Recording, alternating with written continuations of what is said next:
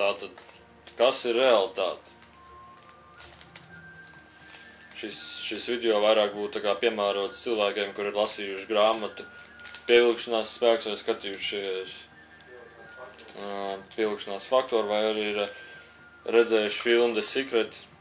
Tam nav nozīmes.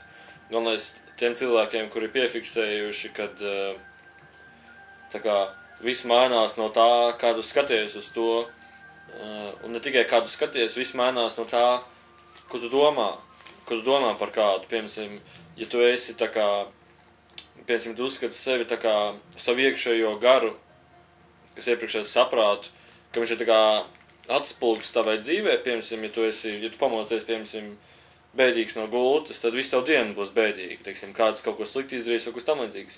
Bet, teiksim, ja tu pamosties priecīgs kādu dienu, un tu esi priecīgs, tad jebkur cilvēku, kur tu satiksi, viņš ir bēdīgs, dusmīgs, neapmierināts, viņš runājot ar tevi, uzņems tavus priekus, viņš arī būs priecīgs. Tas ir vairāk tā kā tavs saprāts atspoguļojās tavā dzīvē. Piemēram, tas video vairāk domāts cilvēkiem, kur to jau piefiksējuši, kad tomēr ir kaut kas vairāk par reālo fizisko pasauli, kad ir tomēr vairāk saprāts iesaistīts un domas iesaistīts savā pasaulē. Ja jūs to saprotat, tas nozīmē, ka jūsu intelekts ir pakāpies, ka jūsu intelektuālais saprāts ir pakāpies pa līmeni. Tas ir ļoti labi, jo pirmais solis ir piefiksēt to. Tālāk cilvēki, kur piefiksē, viņi vairāk sāk trenēties uz lietām, piemēram, viņi vairāk tā kā grib, piemēram, savā dzīvē kaut ko mainīt, viņi sāk kaut kāds izmaiņas veikt savā domāšanā, viņi sāk, teiksim, viņi grib priecīgākus draugus un tam līdzīgi, vai viņi, teiksim, negrib nelabvēlīgu nākotni, vai, teiksim, ļoti daudz nelabvēlīgais viņi jau ir pārņēmis, viņi sāk tā kā pozitīvākas domas veidot un sapnis. Un tad, kad tas sāk viņa dzīvēs atspoguļoties, jau tās domas jau ņem efektu, tā kā iespaidojās jau dzīvi turpmākā, viņi jau sāk saprast to, ka viņi var to labāk darīt. Un tas jau ir otrais solis, kad cilvēks saprot, ka viņš to var labāk darīt. Viņš sāk izstrādāt savas metodas. Vispopulārākās metodas ir vizualizācija. Tas ir pirmā metode, kas obligāti ir jādara, vienmēr ir jāvizualizē, ko dari. Pie otrā soļa, kad cilvēks nonāk cik tālu, tur jau vairāk ir sāk saistīties meditācija iekšā. Kad caur meditāciju tas notiek visstiprāk. Kad pirmkārt jūs vizualizējat meditācijas stāvoklī, tās vietas, piemēram, ja tas cilvēks ir slikts jūsu dzīvē, teiksim, vecāki kādu sit vai, teiksim, kāds slikts darbinieks, jums vajag uz viņu darboties, ka viņš ir labs pret jums, viņš sāk pret jums palikt labs, jums vajag vienalga, ko jūs domājat, cik tas ir neiespējami vai grūti savā galvā, es nevaru to iedomāties, vai man traucē to iedomāties, jums jāmēģina iedomāties, jo no brīža, ka jūs to sāksiet iedomāties, ka tas cilvēks kļūst labs pret tevi, domājiet, ko labu viņš pret tevīm dara. Kad, ja tas ir darbinieks, teiksim, ne darbinieks, bet direktors, piemēram, jūsu dzīvē, tad jums ir jādomā, ka viņš dod jums labu. Kad, ja jūs gribat algu lielāku, vai jūs negribat, lai viņš jūs soda, jūs domājat, ka viņš tieši slavē jūs, ka jūs esat ļoti labs, jūs esat ļoti labs darbinieks, jūs esat ļoti labs, un vienmēr, ka viņš jums to pasaka, sakiet viņam to pretīm, paldies, teiksim, paldies par priecājieties par to, ka viņš to dara jūsu vizualizācijas tajā mehānismā. Un nākošais ir, piemēram, uz telpām, kas darbojās, jūs gribat, teiksim, nonākt kaut kādā vietā savā dzīvē, piemēram, ceļojumā, jums vajag strādāt uz telpu, jums vajag vizualizēties, ka jūs esat tajā telpā, jūs esat tajā saulainajā, patīkamajā telpā. Smaržas, vajag iedomāties, ka jūs sajūtat to smaržu, kas tur notiek, jūs sajūtat to vēju, jūs sajūtat tos cilvēkus, kas riņķī, un atbilstoši jūsu intelekta attīstības pakāpei, jūs spēsiet stiprāk un stiprāk to vizualizēt. Tā ir tā kā meditācijas pakāpe, kas vizualizē jūsu nākotni. Tas ir otrais solis, kad jau cilvēks pats sāk izstrādāt savas tās metodas, kas stiprākas paliek, kas padara vizualizāciju stiprāku. Bet arī jāsaprot to, ka, ja jūs, piemēram, vizualizējat, es gribu skaistu ceļojumu uz skaistu vietu, kad nevienmēr jūs nonāksiet tajā skaistajā vietā, kur tieši jūs vēlaties, piemēram, jūs vēlaties, gribu būt, teiksim, nezinu, pie jūras kaut kādā Francijā, piemēram, vienalga, kur jūs gribat būt. Tas nenozīmē, ka jūs tieši tur būsiet, bet jūs būsiet līdzīgi atbilstoši tā vietai, kur jūs vizualizējāt. Ja tā ir jūra, jūs nonāksiet tikpat skaistā vietā pie jūras. Un atbilstoši jūsu tam intelektu pakāpēji, jūs spēsiet precīzāk vizualizēt, kur vietu jūs vēlēsieties. jūs spēsiet precīzāk dzīvē atspoguļot to vietu, kur jūs atspoguļojāt savā meditācijas stadijā.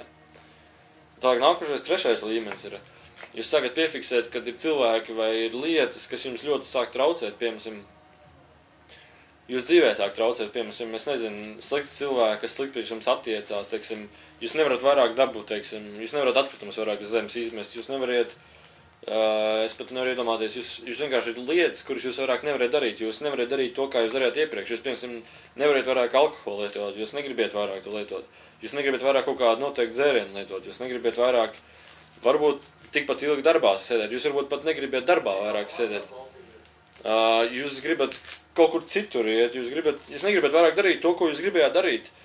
Tas nozīmē, ka intelekts jums pieprasa fizisko attīstību, lai jūs tālāk tiktu intelektuāla attīstībā.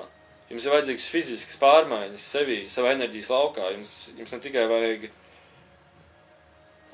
turpināt, teiksim, to, ko jūs iepriekš darījuši, bet jums tagad vajag fizisko lauku patīrīt. Jums vajag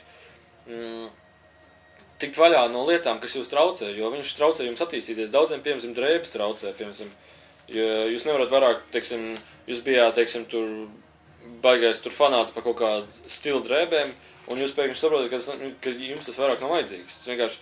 Tas stils traucē jūs tālāku intelektuālu attīstību, viņš jūs tā kā norobežo, un, teiksim, ejot arī šos soļus, teiksim, tas jau ir trešais līmenis, tas diezgan augsts ir, jūs arī piefiksējiet, kad ir daudz, kas vēl vairāk jums traucē, kad ir pat cilvēkos, ka jūs pilnīgi jūtat, ka cilvēkos pārvietojās tāds traucēklis, ka jums kaut kas pat traucē gulēt.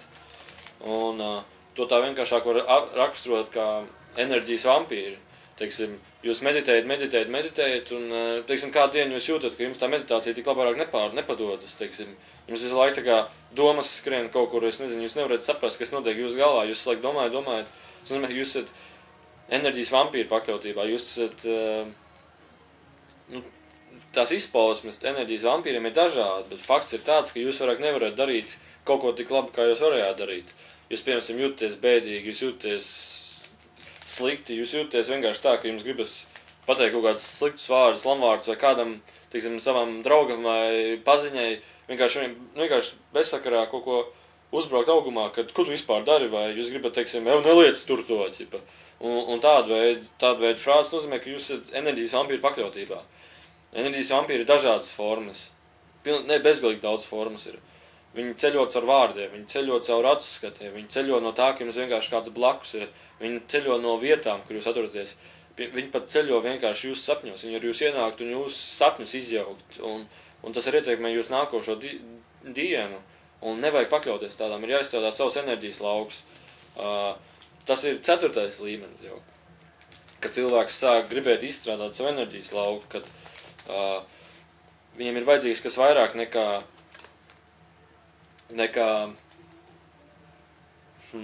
vienkārši tā, kā viņš dzīvojas, bet viņam vajadzīgs kaut kas vairāk, kas viņam tā kā nodrošina drošību pret to slikto visu, kas ceļo, jo apmēram pat tu, kas tagad skaties, esi pakļauts enerģijas vampīram, enerģijas vampīru pasaulē. Un tas ir ļoti grūti saprast, ja, piemēram, daudz teikt, nē, es neesmu pakļauts viņam, jo es zinu, ka viņš ir, es neesmu pakļauts. Tieši domājot šādu domu, tas nozīmē, ka tu esi pakļauts. Jo tu sev noliec, ka tu neesi kaut kas.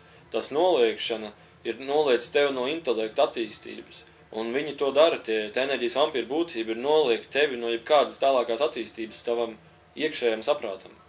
Piemēram, ļoti bieži cilvēki apvainojas, viņi pasaka, zini, tu esi šodien izties tā kā nepieklājīgs, tā kā miskasnieks tu izties.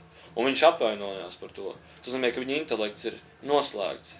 Viņš reiz nobloķē to domu, viņš negrib to saprast, kā tas ir. Viņš zina, kā viņš ir, viņš negrib neko vairāk saprast. Viņš zina, ka šīs drēbes ir labas, man vienalga, ko citu domā.